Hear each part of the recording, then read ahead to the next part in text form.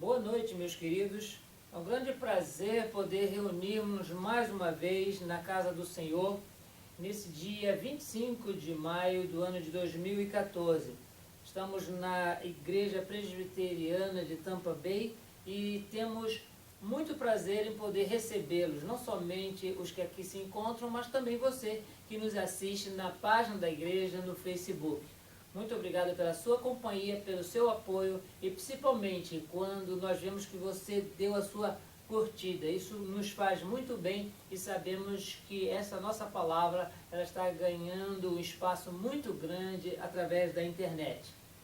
No culto desta noite, nós temos a oportunidade de compartilhar com os queridos mais uma vez sobre a importância da igreja no seu contexto social, a importância da nossa vida enquanto testemunha do Senhor Jesus em todas as áreas que nós somos enviados, no nosso pessoal campo missionário.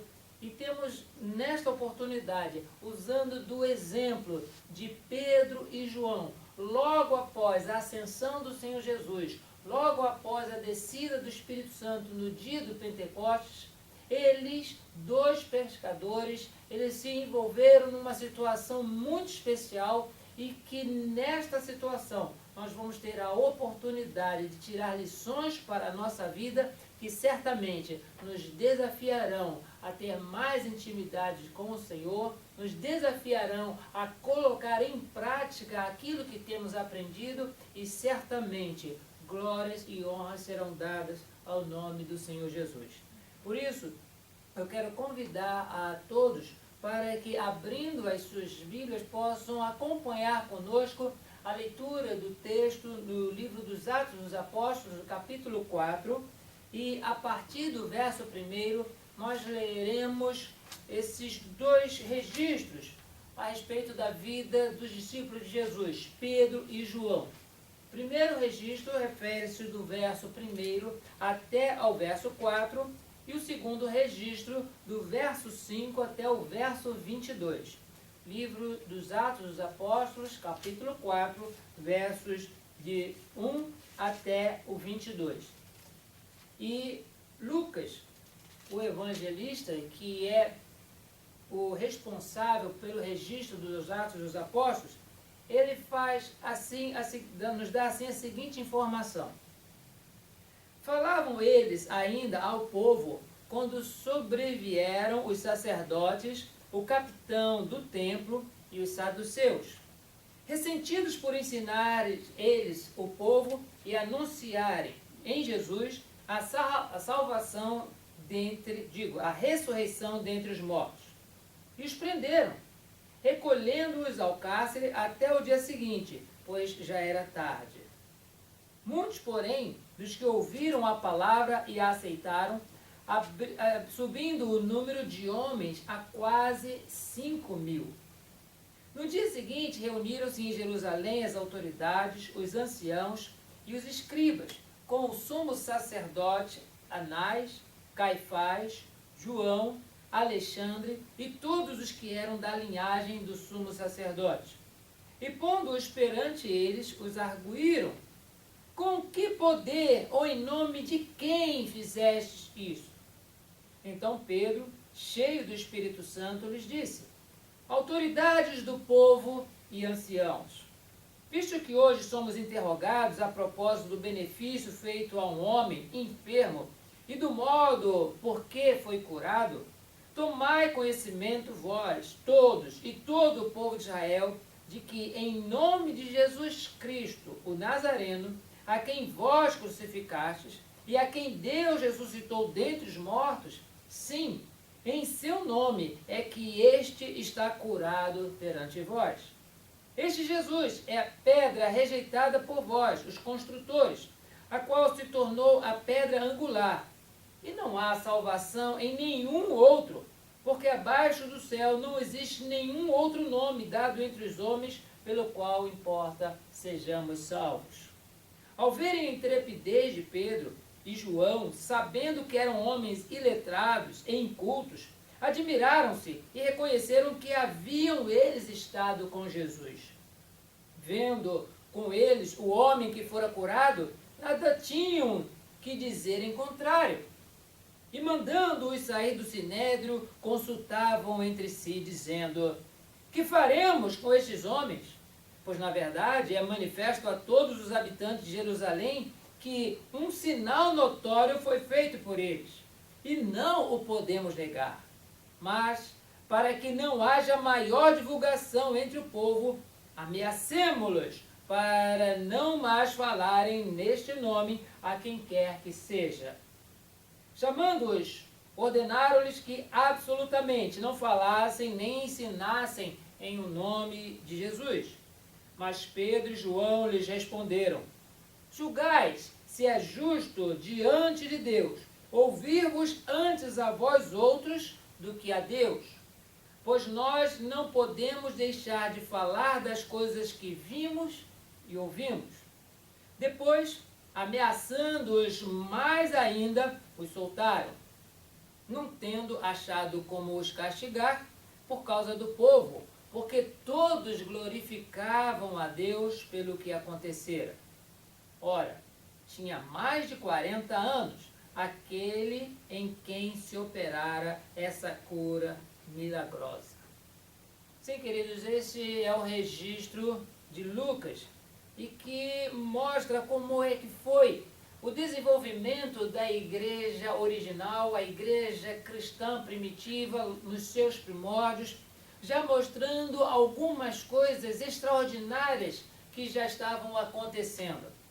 Na nossa vida, também nós queremos registrar que é muito fácil nós reconhecermos uma pessoa por aquilo que ela fala, por aquilo que ela faz, identificando também a formação que ela teve. Se é filho de um casal ou é oriundo de uma família que ensina bons preceitos, certamente essa pessoa trará na sua vida, na sua conduta, um reflexo daquilo em que foi criado. Se estuda numa boa escola, numa boa faculdade, certamente o seu trabalho profissional será um espelho daquela sua experiência nos bancos da academia. E nós queremos, nesta oportunidade, dizer que não foi diferente assim na vida dos discípulos de Jesus. Quanto mais eles andavam, quanto mais eles ouviam, quanto mais eles viam as coisas que Jesus fazia, mas aquilo reforçava neles um caráter, uma personalidade de pessoas tementes a Deus, de pessoas que agradeciam a Deus continuamente pelo dom da vida que receberam através da morte do seu Filho Jesus Cristo. Sim, queridos, não é por outro motivo que Pedro e João, nesta passagem, eles vão discorrer a nós algumas coisas que certamente mexerão no nosso coração, nos desafiarão para a semelhança deles. Naquilo que nós falarmos, naquilo que nós fizermos, as pessoas ao nosso redor reconheçam que nós não somente estivemos com Jesus, mas nós andamos com Jesus. Esse texto no capítulo 4, ele é imediatamente posterior àquele que fala da cura de um paralítico que estava na porta do templo. Logo após a descida do Espírito Santo no dia do Pentecostes, diz-nos a palavra de Deus que Pedro e João iam para o templo como todo o judeu ia para adorar, era um lugar de adoração.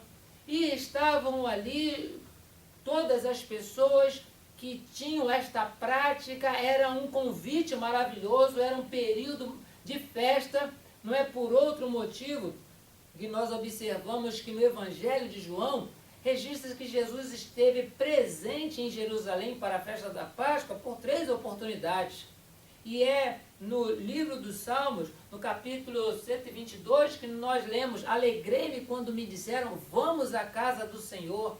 Ir à casa do Senhor, ir ao templo, era um motivo de festa. Mas indo Pedro e João ali para adorar, logo à porta do templo estava uma pessoa paralítica. Uma pessoa que era do conhecimento de todos, que ele sempre estava ali pedindo ajuda, pedindo esmola, um recurso que ele pudesse manter a sua vida, manter a sua saúde, ser alimentado, ser cuidado, ele era dependente, era paralítico. E chegando Pedro e João para entrar, e vendo aquela pessoa pedir algum favor, alguma benesse, Pedro diz para ele, olha, eu não tenho prata, eu não tenho ouro, mas aquilo que eu tenho eu te dou. E aquele homem olhando para eles, procurando entender o que seria melhor do que prata e ouro, ele ouve da boca de Pedro, em nome de Jesus Cristo, levanta e anda. Aquele homem, ele sentiu a saúde entrar no seu corpo, e aquilo que era um impedimento para a sua locomoção já não existia mais, e aquele homem entra juntamente com Pedro e João no templo, causando assombro a todos, e as pessoas não tinham como entender que era, ou digo, deixava de ser um milagre, porque eles conheciam aquelas pessoas antes de Pedro e João estar ali. O registro de Atos 4 diz que tinha mais de 40 anos aquela pessoa. E nós entendemos que devido a este seu período de vida, ele deveria ou poderia estar ali na entrada do templo muito antes de Jesus iniciar o seu ministério público. E nós observamos que aquela cura ocorreu e as pessoas começaram a ver que havia um milagre, e os instrumentos do milagre foram os apóstolos. E Pedro, ele fala diante das pessoas que foi no nome de Jesus Cristo que aquele milagre aconteceu. E por causa do tumulto, ora, o tumulto não agradou em nada as autoridades religiosas. O sumo sacerdote, Anás, Caifás, João, Alexandre e todos os que eram da linhagem sacerdotal começaram a se sentir ameaçados, porque há dias atrás eles mesmos tinham movimentado tudo o que precisava para que Jesus fosse crucificado. E depois movimentaram-se para que os guardas recebessem importância em dinheiro, para, mentindo, dizerem que os discípulos chegaram de noite e roubaram o corpo de Jesus. E mesmo que o governador ameaçasse os guardas, os próprios sacerdotes iam persuadir Pilatos para que nada acontecesse com os soldados. E eles, entendendo que havia um milagre no nome de Jesus, que eles tinham feito toda aquela artimanha para matar o Salvador, eles ficaram incomodados. Mandaram prender a Pedro e a João. E vamos conversar com eles, eles têm que parar de falar de Jesus. E nesse interrogatório, nós lemos aqui exatamente o que aconteceu. A resposta direta de Pedro para aquelas autoridades, o seu testemunho, a sua firmeza, a sua convicção, e registra-nos aqui a sua intrepidez, mesmo sem ter feito curso de direito, mesmo sem ter feito curso de teologia, conforme nos nossos dias se vê, ele fala diante daquelas autoridades com uma autoridade superior. Autoridade que vem do Senhor, e fala com aqueles homens de forma que eles se calam. Mesmo os ameaçando, não podem fazer nada, porque é notório, é do conhecimento de todos aquilo que tinha acontecido. Por isso, queridos, nesta oportunidade, com esta visão do texto, nós conseguiremos destacar desse texto algumas lições e alguns desafios para nós no que se refere a como se dá o testemunho daquele que anda com Jesus. Como se dá o testemunho daquele que anda com Jesus? Primeiramente, nós podemos observar que esse testemunho se dá diante de pessoas simples. Observamos, queridos, que para que ocorresse a prisão de Pedro e João, para que ocorresse aquele interrogatório que eles se submeteram, eles estavam se dirigindo a pessoas simples. Era necessário passar ali naquela porta, mas em vez de eles olharem diretamente para o local da adoração, olharem diretamente para aqueles que estavam bem vestidos, o testemunho deles começou diante de pessoas simples. Foi aquele homem, aquele paralítico que estava ali à porta do templo, a porta chamada Formosa, que Pedro, movido de compaixão, dirigiu-se para ele e ali realizou em nome de Jesus aquele milagre. O testemunho de quem anda com Jesus, ele começa por dirigir-se a pessoas simples. E nós, infelizmente, vemos uma dificuldade grande em algumas pessoas que evitam os simples para se envolverem com aqueles que se destacam na sociedade, aqueles que têm uma posição elevada no meio em que nós vivemos, seja o chefe, seja o patrão, seja essa ou aquela outra autoridade. Mas o testemunho começa diante das pessoas simples. E assim iniciou esse texto.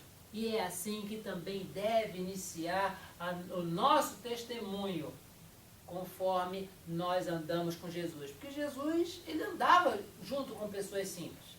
Ele pôde falar com várias autoridades, mas em todas as partes do Evangelho, nós podemos observar que grande parte do tempo de Jesus era envolvendo-se com pessoas simples, comendo com pessoas simples, andando com pessoas simples. E ele, de uma forma simples que veio ao mundo, podemos lembrar que ele, o Rei dos Reis, o Criador de todas as coisas, e diz no Evangelho de João que sem ele nada do que foi feito se fez, ele nasceu entre nós. Ele foi colocado numa manjedoura. Ele nasceu com toda a simplicidade, não em palácios, mas numa estrebaria, para que nós aprendamos que aquele que anda com Jesus, primeiramente, deve transmitir o seu testemunho para pessoas simples. Segunda coisa que nós precisamos ver no texto, queridos, é que o testemunho daquele que anda com Jesus, ele se dá também diante das autoridades. Não vamos aqui excluir as autoridades, porque a Epístola de Paulo aos Romanos, no capítulo 3, verso 23, diz que todos pecaram. Não é somente o simples. O simples, ele precisa receber o nosso testemunho a respeito de Jesus, mas também as autoridades. E o próprio apóstolo Paulo, na Epístola aos Romanos, no capítulo 13, diz que nós devemos orar pelas autoridades, ou seja, devemos dar o nosso testemunho diante das autoridades. Elas precisam saber que nós andamos com Jesus, nós nos guiamos pela sua palavra, nós queremos seguir os seus ensinamentos, andar nos seus passos, e esse testemunho deve ser feito diante das autoridades também. Pedro e João foram convocados para dar satisfação ao sumo sacerdote e àqueles da linhagem sacerdotal. Pessoas de autoridade, onde grande parte das vezes as pessoas chegam lá de forma humilde, de cabeça baixa, e ficam escutando, gaguejando na hora de falar. Mas nós observamos que Pedro e João, eles falavam com as pessoas com autoridade porque eles andaram com Jesus. Eles ouviram de Jesus. Estavam tão convictos do que eles estavam fazendo que não temeram falar diante da autoridade. E nós, infelizmente, também conhecemos pessoas que se dão muito bem com os simples, mas se chega alguém diferente, com título de senhor, de engenheiro, de doutor, de juiz, de general, seja o que for, a pessoa treme porque ela entende que o seu testemunho não deve ser diante da autoridade. Se nós pudermos lembrar, no Antigo Testamento, nós observamos lá no livro de Reis que uma escrava, uma menina escrava, ela estava na casa do seu senhor e soube que o seu senhor, Naamã, ele estava com lepra.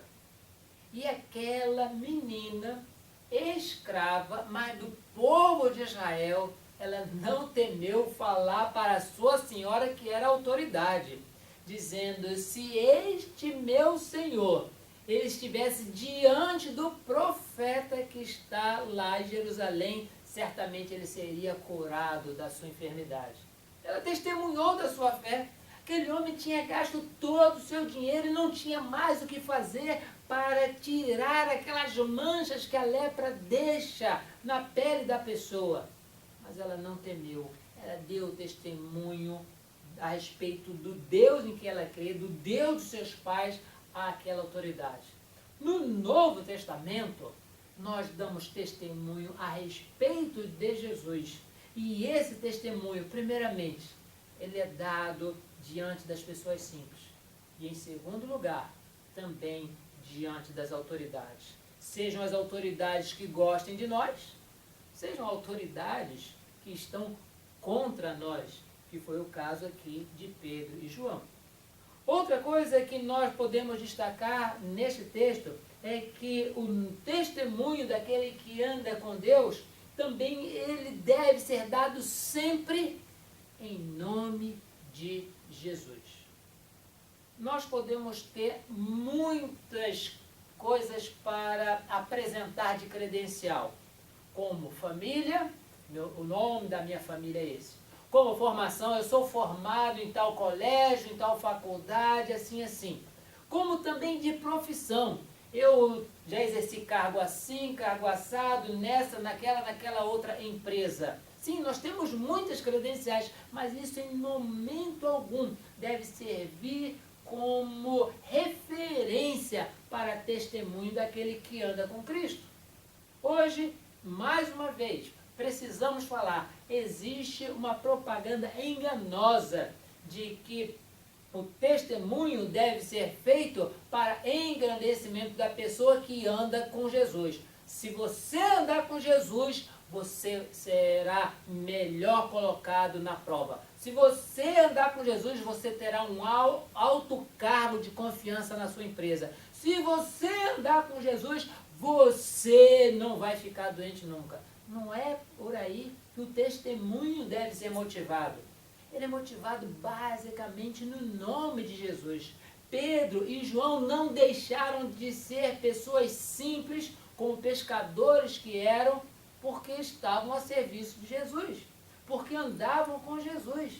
Mas tudo o que eles faziam em o nome de Jesus. Queremos e devemos testemunhar a respeito de com quem nós andamos na fé?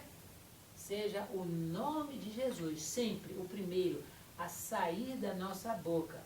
Porque quando nós falamos no nome de Jesus, as pessoas saberão, pela nossa forma de agir, por aquilo que nós estamos fazendo e falando, com quem realmente nós estamos andando ou com quem realmente nós dizemos que estamos andando. Sim, queridos, no verso 10, nós vemos esta palavra quando aquelas autoridades perguntaram para Pedro e João no nome de quem aquele milagre foi feito. E eles dizem assim: tomai conhecimento vós, todos e todo o povo de Israel, de que em nome de Jesus Cristo, o Nazareno, a quem vós crucificaste e a quem Deus ressuscitou dentre os mortos, sim, em seu nome é que este está curado perante vós. Sim, queridos, o testemunho nosso deve se dar diante das pessoas simples, diante das autoridades, das pessoas de destaque na sociedade, mas sempre em nome de Jesus. Também, queridos, o nosso testemunho deve ser dado com intrepidez.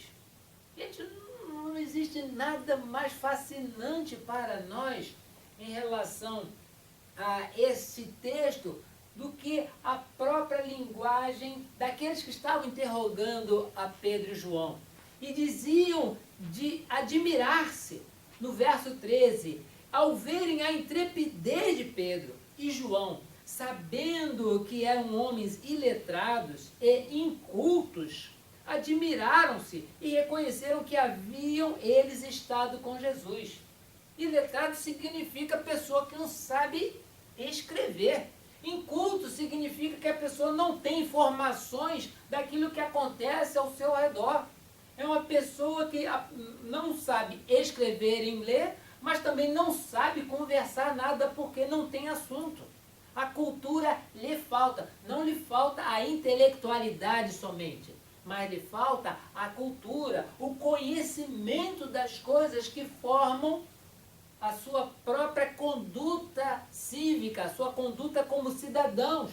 E eles se admiraram. Como é que pode uma pessoa iletrada, porque para ser pescador tem que saber, às vezes, da maré, às vezes do cardume, às vezes da qualidade de peixe, às vezes de dar o nó na rede, qual é a isca certa para pegar determinado peixe, mas em relação à lei de Deus, da esfera religiosa, o sumo sacerdote jamais ia admitir que um pescador abrisse a boca para falar daquele jeito com aquela autoridade. E nós, com isso, vemos que o testemunho daqueles que andam com Jesus, ele deve ser dado com intrepidez. Por que temer? Se o próprio Jesus Cristo, ele desceu entre nós, se encarnou, o Verbo fez-se carne, habitou entre nós, e com a coragem de alguém que se humilha, sabendo que mesmo morrendo, o Pai ressuscitaria ao terceiro dia, a morte já não tem nenhuma autoridade sobre a nossa vida. Então, falar com intrepidez significa, eu sei em quem tenho crido. É o apóstolo Paulo que faz essa referência na epístola a Timóteo, dizendo, eu sei em quem tenho crido, estou certo que é poderoso. Por isso, nós podemos falar com coragem, podemos falar com intrepidez, não temer aquilo que nos possa fazer o homem. Porque nós veremos, queridos, que não só nesse texto, mas em outros mais, Pedro foi uma pessoa de muita coragem. Outrora, ele foi aquele que, amedrontado, negou Jesus por 3 vezes. Os irmãos lembram disso e sabem como é que isso foi chocante na sua vida, enquanto discípulo, sabendo que o mestre já havia predito que ele o negaria, e ele negou. E vendo da janela o rosto de Jesus, no pátio do sumo sacerdote, Jesus olhando para ele, ele reconheceu no cantar do galo que não somente Jesus falou o que iria acontecer e aconteceu, mas ele viu o quanto que ele era fraco. Mais uma vez, revestido do Espírito Santo, todos aqueles que andam com Jesus, eles testemunham com intrepidez, testemunham com coragem, testemunham com a ousadia própria para falar a verdade em amor. Algum tempo atrás a gente ouvia falar na sociedade que uma pessoa corajosa é aquele que pegava os outros pelo colarinho e sacudia para bater. É uma coisa interessante, mas não é verdadeira. Coragem não é para sobressair ao outro pela violência. Coragem é não temer o que pode acontecer na hora de falar a verdade. E a verdade, ela sempre prevalece. Mas para falar a verdade, entendam todos os que estão ao alcance da nossa mensagem, é necessário ter coragem. Falar a verdade é necessário ter coragem. E Pedro e João não fugiram dessa regra. Pela ação do Espírito Santo na sua vida, eles se revestiram dessa intrepidez. E não queriam saber se iam falar de forma diferente, porque o fato deles falarem com intrepidez não quer dizer que eles receberam um diploma de doutores honoris causa para falar com os sacerdotes. Eu até compreendo que a linguagem deles para os sumos sacerdotes foi com problema de concordância, de sintaxe, de regência, trocar o modo de verbo, seja lá o que for. Mas o que eles falaram foi verdade. E foi dito com coragem, foi dito com intrepidez. E isso deixou os seus interrogadores, creio que esse é o nome, aqueles que os estavam interrogando, de queixo caído ou boquiaberto. Sim, queridos. Mais uma coisa que o texto nos instrui. Como se dá o testemunho de quem anda com Jesus? Também se dá sob pressão. Muitas pessoas ao verem que se levanta o inimigo usando instrumentos da sociedade ou das autoridades para coibir o testemunho, entendemos que muitas vezes a pessoa pode se acovardar, porque vai temer pela sua própria segurança, vai temer o sofrimento,